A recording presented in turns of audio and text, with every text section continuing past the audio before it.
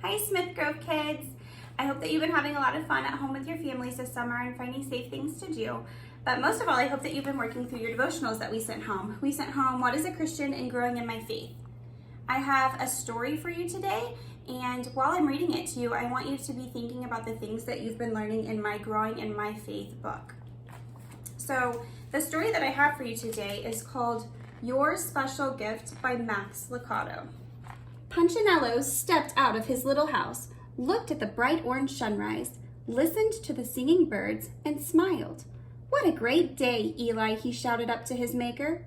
Eli looked up and waved. His house sat on the highest hill, but not so high that he couldn't hear or see the wooden people that he had made, the Wemmicks. "Consider it a gift, my friend," he replied, and he entered his workshop. Punchinello noticed a bright red package in his mailbox. "My, what is this? Someone brought me a present." He unwrapped it. "A hammer? I love hammers. But who gave it to me?" He looked up and down his street, but he saw no one. Not far away, in another small house, Lucia, Punchinello's friend, was asking the same question. "Who gave me such a nice gift?" she wondered.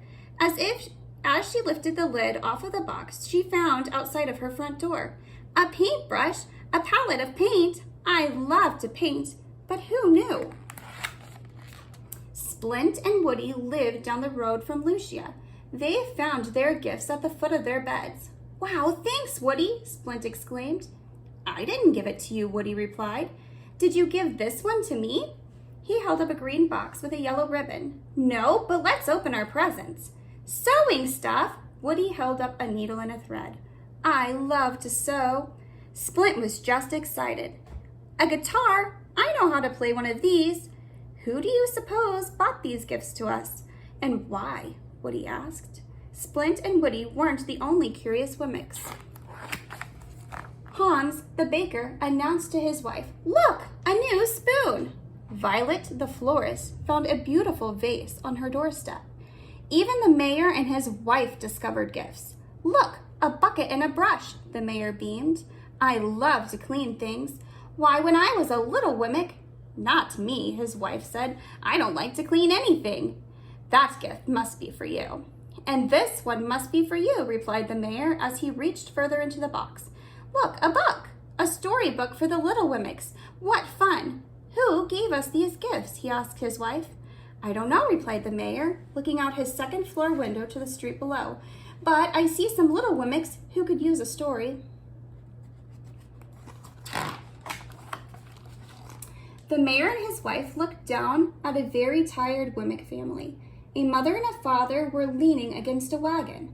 Their 3 children, looking cold and sad, sat in the back. By the time the mayor and his wife reached the street, the other Wemmicks were already with their family. Punch, Lucia, Splint, and Woody had brought their gifts to the village, hoping to find the giver. But when they saw the wagon, they dropped the presents into a pile and they forgot about them. "What happened?" Lucia asked the family. "Everything has gone wrong," the father explained. "Our wagon wheel broke when we crossed over the bridge." When the wheel broke, the wagon tilted, and our clothes fell into the river and they washed away. The rain soaked our food. We are tired, and we are hungry, and we are dirty. "Where are you going?" "We came from far away to see Eli," the mother answered, "but I don't think that we will make it. So tired, so hungry." Her voice trailed off, and her head hung low. For a few moments, no one spoke. No one knew what to say. But Punchinello had an idea. He turned to his friends and he announced, "Hey, we can help this family to see Eli." "Yeah," they agreed, and every Wemmick ran to work on the broken wheel. Splint and Woody tried to yank it off, but it wouldn't budge. "Here, let me get it," demanded Hans, the baker. But when he pulled the wheel, it broke into 2 pieces. "Now see what you've done," said the mayor. "Let me take over." But when he lifted the wheel, it fell apart.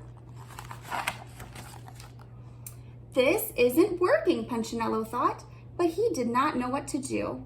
"We are so cold and hungry," the mother moaned. "I have clothes," Hans yelled, running towards his house. "I know how to cook," shouted the mayor's wife, which caused the mayor to look at her. "Well, I did cook," she told him hurrying away. Once, a long time ago. Well, maybe I helped someone else cook, but I can try. But she didn't know how to cook. She returned with burnt bread and cold soup.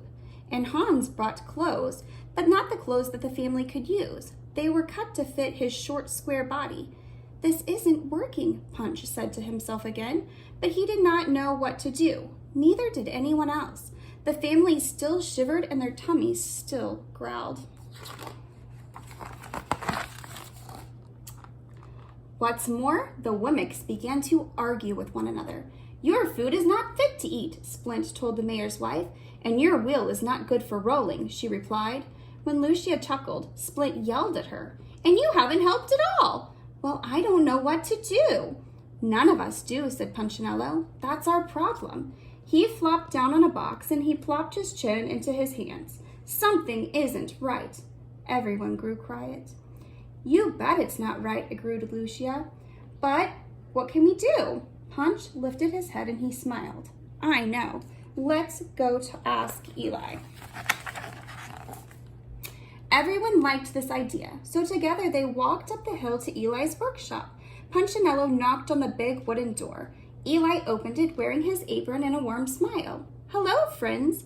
He sat down on the bench. How can I help you? They told him about the family of travelers as they described the broken wheel. Eli nodded. I know.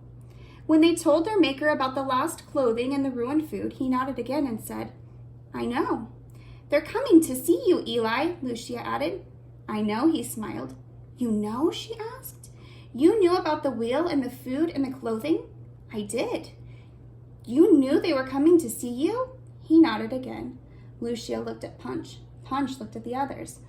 They all looked at Eli and asked, Then why didn't you help them? I did. The Wemmicks were puzzled. You did? How did you help them? I sent you. Us? You. I led them through the village so that you could help them. For a moment, no one spoke. Finally, Punchinello did. That's our problem, Eli. We want to help, but we don't know how. The wheel is still broken, and the travelers are still cold, and the food is still bad. Even the mayor's wife nodded.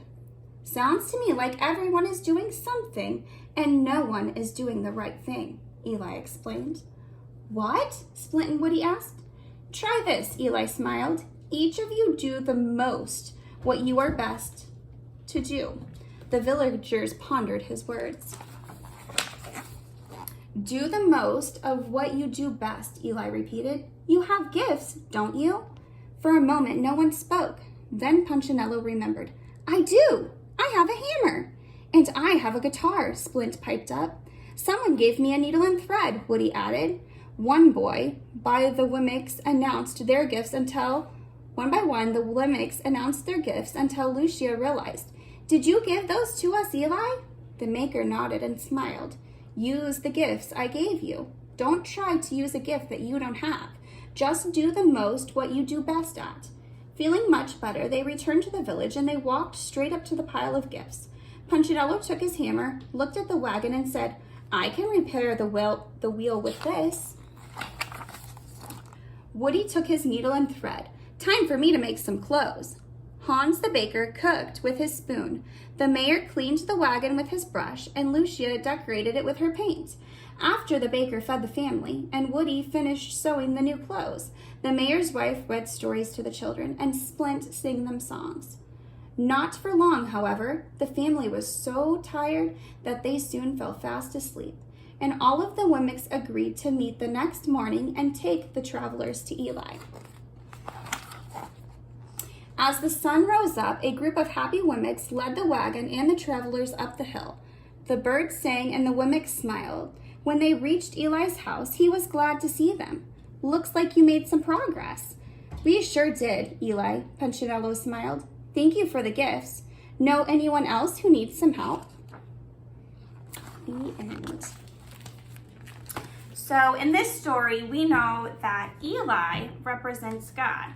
And the Wemmicks in this story are the people that God created. And when you ask Jesus into your heart, God gives you special gifts. And all of us have some things that we're good at. Maybe you're really good at comforting a friend, or maybe you're really good about telling your friends about who Jesus is in your life. We all have things that we're good at, and a lot of you received a spiritual gift finder from Pastor Matt when you asked Jesus into your heart.